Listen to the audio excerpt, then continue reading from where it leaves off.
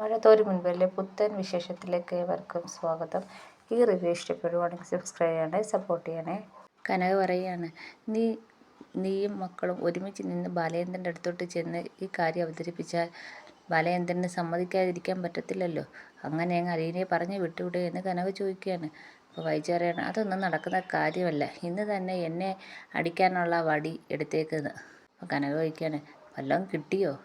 ഏയ്, അതിനു വേണ്ടി ഞാൻ ആര് നിന്ന് കൊടുക്കും എന്ന് വൈജ ചോദിക്കുക. ഇനി എന്തായാലും അങ്ങോട്ടൊരു തിരിച്ചു പോക്ക്, ഇതിനൊരു പരിഹാരം കണ്ടിട്ടേ ഉള്ളൂ അങ്ങോട്ടൊരു തിരിച്ചു പോക്കെന്ന് വൈജ പറയുക. ശിവേട്ടനോട് ഞാൻ കാര്യങ്ങളെല്ലാം പറഞ്ഞിട്ടുണ്ടെന്ന് പറയുക. അപ്പോൾ കനക പറയാണ്, ആഹാ, അപ്പോൾ എൻ്റെ സമാധാനം പോയി. അപ്പോൾ വൈജയ്ക്ക് എന്ത്? അല്ല, എൻ്റെ സമാധാനം പോയി, ഇനി എല്ലാവരും ഇങ്ങോട്ടല്ലേ വരത്തുള്ളൂ. അത് ഞാൻ ചായ എടുക്കാമെന്ന് പറഞ്ഞ് കനക അങ്ങ് വിട്ട് പോവുകയാണ്. വൈജ റൂമിലേക്ക് പോവുകയാണ്. പിന്നെ കാണിക്കുന്നത് കനകയാണെങ്കിൽ ശിവനെ വിളിക്കണേ. ശിവേട്ട, വൈജ വിളിച്ചിരുന്നോ? കാര്യങ്ങളൊക്കെ പറഞ്ഞില്ലയോ എന്ന് ചോദിക്കുകയാണ് കനക. പറഞ്ഞായിരുന്നു. അവിടെ ആകപ്പാടെ പ്രശ്നമാണെന്നും അവളിവിടെ വന്നിട്ടുണ്ട് എന്ന് പറയാണ്. പെട്ടിയും കിടക്കയും എടുത്താ വന്നേക്കുന്നത് എന്ന് പറയാണ്. ഞാൻ അവളുടെ കൈ ഫോൺ കൊടുക്കാമെന്ന് പറഞ്ഞ് കനക ഫോണും കൊടുക്കുക. എന്താ പ്രശ്നമെന്ന് ശിവേട്ടൻ ചോദിക്കുകയാണ്. അതെങ്ങനെയാ പറയുന്നത്? എന്നെക്കാക്കി അവിടെ അധികാരം വേലക്കാരിക്കുക എന്ന് പറയുന്നത്. അത് നിൻ്റെ പിടിപ്പുകേടല്ലേ? ഈ പിടിപ്പുകേട് നിനക്കെങ്ങനെ സംഭവിച്ചു? അതെങ്ങനെയാണെന്നൊന്നും പറയേണ്ടതെന്ന് എനിക്ക് അറിഞ്ഞൂടാ ശിവേട്ടാ.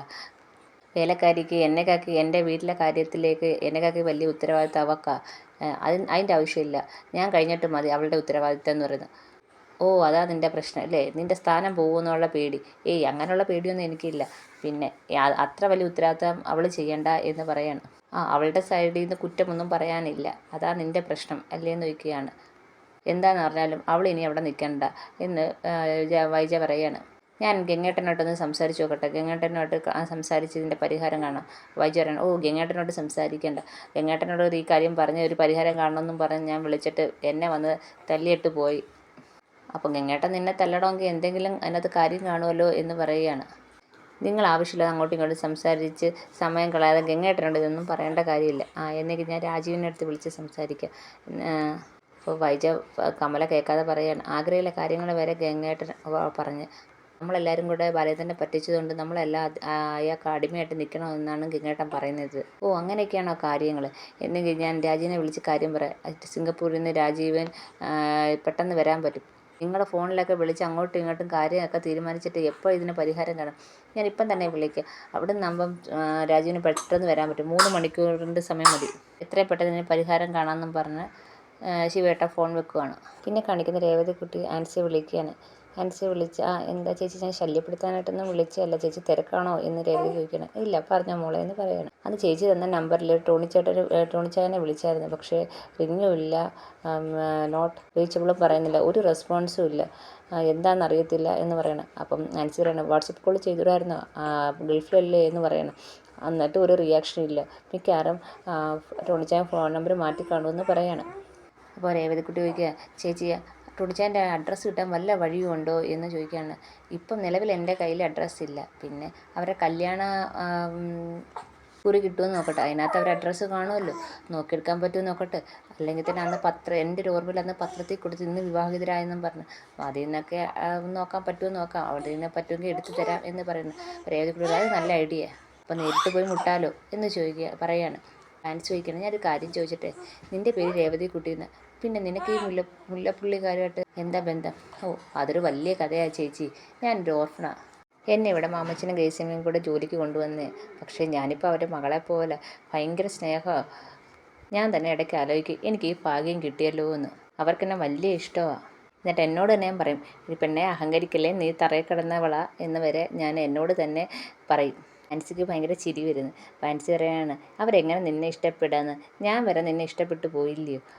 രേവതിക്കുട്ടി പറയാണ്, അതെനിക്ക് മനസ്സിലായി. അതുകൊണ്ടല്ലേ ചേച്ചിയല്ല എനിക്ക് പറഞ്ഞു തരുന്നത്, എല്ലാ ഇൻഫർമേഷനും തരുന്നത് എന്ന് രേവതിക്കുട്ടി പറയാം. ഞാൻ ഒരു കാര്യം കൂടെ പറഞ്ഞു തരാമെന്നും പറഞ്ഞ് ആൻസി പറയുക. ഷെറിനെയും മധുരയിൽ നിന്ന് കൊണ്ടുവന്നപ്പോൾ കുഞ്ഞില്ലായിരുന്നെന്നല്ലേ ഞാൻ പറഞ്ഞത്? പക്ഷെ ഉണ്ടായിരുന്നു. അതിനെ എങ്ങോട്ടോ അവർ മാറ്റിയതാണ്. അത് എവിടെയത്തേക്കാ ചേച്ചി എന്ന് രേവതിക്കുട്ടി ചോദിക്കാൻ. അതെനിക്ക് അറിഞ്ഞൂടാ. ചേച്ചി 2 മാസം കൂടുമ്പോൾ ഷെറിനെ കൊണ്ടുപോയി കുഞ്ഞിനെ കാണിക്കുമായിരുന്നു. ഇപ്പോഴും കാണിക്കാറുണ്ടോ എന്ന് ചോദിക്കണം രേവതി. ഇല്ലില്ല, കല്യാണം വരെ ഉള്ളായിരുന്നത്. ഇപ്പം കാണിക്കാറില്ല. അതുകൊണ്ട് അവൾക്ക് അസുഖം ഭ്രാന്തായതെന്ന്, ഷെറിന് ഭ്രാന്തായതെന്ന് ആൻസി പറയുകയാണ്.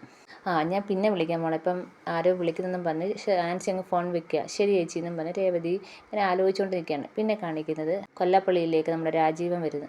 കണ്ടിട്ട് വൈജയേട്ട സ്വഭാവം പോലെ ഒരു സ്വഭാവമാണെന്ന് തോന്നുന്നു.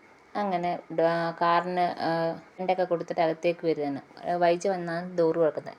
രാജീവിനെ കണ്ടപ്പോൾ രാജീവേട്ടൻ വരുമെന്നുള്ളൊരു പ്രതീക്ഷയില്ലായിരുന്നു. ഇത് വല്ലാത്ത സർപ്രൈസായിപ്പോയി. അപ്പം പറയാണ് ശിവേട്ടൻ വിളിച്ച് കാര്യങ്ങളൊക്കെ പറഞ്ഞു. അപ്പോൾ അന്നേരം തന്നെ ടിക്കറ്റ് ബുക്ക് ചെയ്ത് അവിടുന്ന് രാവിലെ 6:30 കയറി ഇവിടെ 6:30 വന്ന്. അതെന്താ അതെന്തോ രാജീവേട്ടൻ അങ്ങനെ പറയുന്നത്? അല്ല, അവിടെ നേരം വെളുത്ത് കഴിഞ്ഞ് 2.5 മണിക്കൂർ കഴിഞ്ഞാൽ ഇവിടെ നേരം വെക്കും, 2.5 മണിക്കൂർ മതി ഇവിടെ എത്താൻ എന്ന് രാജീവൻ പറയാണ്. ഈ രാജീവൻ വന്നതും കമലയ്ക്ക് അങ്ങോട്ട് ഇഷ്ടപ്പെട്ടില്ല. അപ്പോഴത്തേക്ക് ഭയങ്കര എക്സ്പ്രഷനൊക്കെ ഇട്ടുകൊണ്ടിരിക്കുകയാണ് കമല.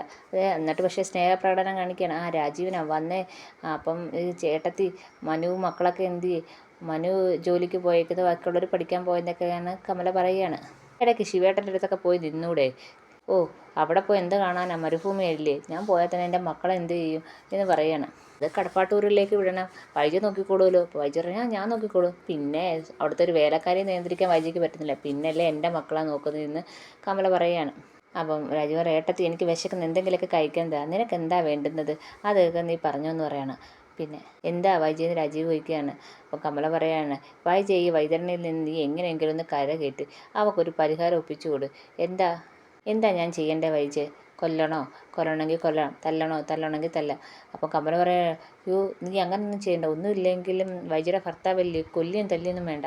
അപ്പോൾ രാജീവൻ പറയാം, അത് ബാലചന്ദ്രൻ്റെ അല്ല, അവളെ എന്നാ കൊല്ലണമെങ്കിൽ കൊല്ലാം, തല്ലണമെങ്കിൽ തല്ലാന്ന് പറയണം. അപ്പോൾ വൈജ പറയണമെങ്കിൽ തല്ലണമെങ്കിൽ ഞാൻ നിങ്ങളാരെയും വിളിച്ചു വരുത്തേണ്ടല്ലോ, ഞാൻ എത്ര തല്ലിയാലും അവിടെ നിന്ന് തല്ല് കൊള്ളത്തേ ഉള്ളൂ. അവളെ എങ്ങനെയെങ്കിലും ആ വീട്ടിൽ നിന്ന് പുറത്താക്കി തന്നാൽ മതി. ഇത് കമല പറയാണ്, നീ ഇനിയിപ്പോൾ ഫുഡ് കഴിച്ചിട്ടല്ലേ പോകുന്നുള്ളൂ, ഞാൻ ഉച്ചക്കത്തേക്ക് ഫുഡ് റെഡിയാക്കട്ടെ എന്ന് പറഞ്ഞ് കമല എണീച്ച് അങ്ങ് പോവുകയാണ്. എന്താ ബാലചന്ദ്രൻ ഇത്രയും മാറ്റം വരാൻ കാരണം? പണ്ടത്തെ ബാലചന്ദ്രനെ അല്ല. അപ്പോൾ വൈജ പറയാണ്, പണ്ടത്തെ ബാലചന്ദ്രനെ അല്ല, പണ്ട് ഞാൻ എന്തെങ്കിലും പറഞ്ഞാൽ അങ്ങനെ ചെയ്തൂടെ വൈജ, ഇങ്ങനെ ചെയ്താൽ പോരെ എന്നൊക്കെ ചോദിക്കുന്ന ബാലചന്ദ്രൻ ഇപ്പം ഇതിനപ്പുറത്തേക്ക് മറികടന്നാൽ നിൻ്റെ മുട്ടുകാൽ തല്ലി പിടിക്കും, പിന്നെ കൊത്തിയെടുത്ത് മീനച്ചിലാറ്റി കളയും എന്നൊക്കെയാണ് പറയുന്നത്. പണ്ടത്തെ ഒരു സ്വഭാവമേ അല്ല എന്ന് പറയുകയാണ്. അപ്പം രാജീവൻ പറയുക, അയാളെന്താ അങ്ങനെ മാറിയത്? പണ്ട് എൻ്റെ അമ്മയുടെ കയ്യിൽ നിന്ന് അടുക്കള ഭാഗത്തിരുന്ന് എത്രയോ കഞ്ഞി വാങ്ങിച്ച് കുടിച്ചിട്ടുള്ള ആ ഒരു നന്ദി പോലും ഇല്ലേ? അപ്പോൾ വൈജ ആ നന്ദിയൊന്നുമില്ല, ഇപ്പോൾ ആജ്ഞാപിക്കുകയാണ്, എല്ലാം അയാളുടെ കൈക്കീഴിലാണെന്നുള്ള ഒരു തോന്നലാണ്. അപ്പോൾ രാജീവൻ പറഞ്ഞാൽ, എന്താ ഇത്രയും അങ്ങ് മാറ്റം വരാൻ കാരണം? അച്ഛൻ മരിച്ച സമയത്ത് എല്ലാ കാര്യത്തിനും മക്കളെക്കാക്കി എല്ലാം മുന്നിൽ നിന്ന് ചെയ്തതെല്ലാം അയാളാണല്ലോ, പിന്നെന്താ അയാൾക്ക് ഇത്രയും മാറ്റം വരാൻ കാരണം എന്ന് പറയണം. അപ്പോൾ വൈജ പറയണം, അച്ഛൻ മരിക്കുന്നവരെ കാര്യങ്ങളൊക്കെ ശരിയാണ്, അത് കഴിഞ്ഞപ്പോഴത്തേക്ക് അയാളുടെ സ്വഭാവം മാറി, അപ്പോഴത്തേക്ക് മനു അലീനയും കൊണ്ടുവന്നു, അപ്പോഴത്തേക്ക് അയാളുടെ സ്വഭാവം മാറി എന്ന് പറയുകയാണ്.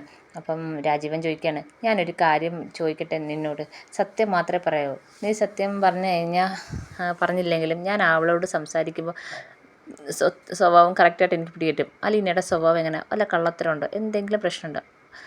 അപ്പോൾ വൈജയ്ക്ക് പറയാൻ വയ്യ. അന്നേരം പറയാണ്, നീ സത്യം മാത്രമേ പറയാവൂ, കാരണം ഞാൻ അവളോട് സംസാരിക്കുമ്പോൾ അവളുടെ സ്വഭാവം എനിക്ക് മനസ്സിലാവുമെന്ന് പറയണം.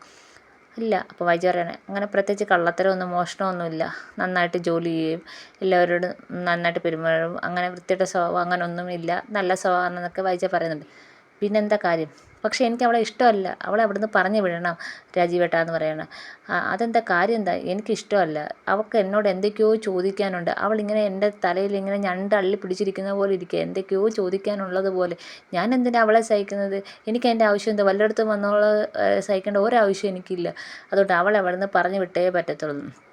അപ്പോൾ രാജീവൻ പറയാം, എനിക്ക് മനസ്സിലായി, നിൻ്റെ കാര്യം എന്തെന്ന് എനിക്ക് മനസ്സിലായി, നമുക്ക് എപ്പോഴാണ് കടപ്പാട്ടൂർക്ക് പോകാൻ പറ്റുന്നത്? അപ്പോൾ വൈജ പറഞ്ഞു, ഉച്ച കഴിഞ്ഞ് ആഹാരം കഴിച്ചിട്ട് പോകാമെന്നാണ്. ഓക്കെ, നമുക്ക് അന്നേരം പോവാം, അത്ര നേരം ഞാൻ റെസ്റ്റ് ചെയ്യട്ടെ എന്നും പറഞ്ഞ് രാജീവ് അങ്ങോട്ട് പോകുന്നു. ഇതിങ്ങനെ ആലോചിച്ച് നിൽക്കുന്ന വൈജയെ കാണിച്ചുകൊണ്ടാണ് ഇന്നത്തെ എപ്പിസോഡ് തീരുന്നത്. എല്ലാവർക്കും ഇഷ്ടപ്പെട്ടെങ്കിൽ സബ്സ്ക്രൈബ് ചെയ്യണേ, സപ്പോർട്ട് ചെയ്യണേ.